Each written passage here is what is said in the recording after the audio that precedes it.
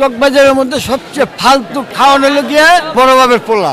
শিক্ষিত খাচ্ছি, লালবাগের খাচ্ছি, রহমতুল্লাহ স্কুলে খাচ্ছি, মাঠে আশেপাশে গাছ খাইছে। শিক্ষিত কাছে হলো গাঞ্জুটি, গাঞ্জা খায়, এখনো গাঞ্জা খায়, মাল খায় দিছে। অনেক কলেজে কলম ভাঙবই, ওই আবার শিক্ষিত আর অশিক্ষিত কি বুঝে?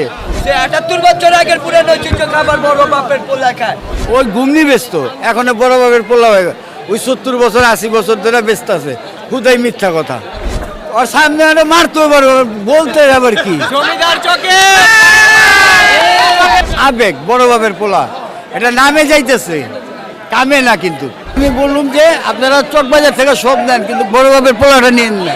একটা টাইম এই জায়গার ইফতার যে আসছিল খুব ভালো ছিল, অনেক মজার ছিল। আর এখন যা আছে সব হলো গিয়া, ঠিক আছে, ২ নাম্বার।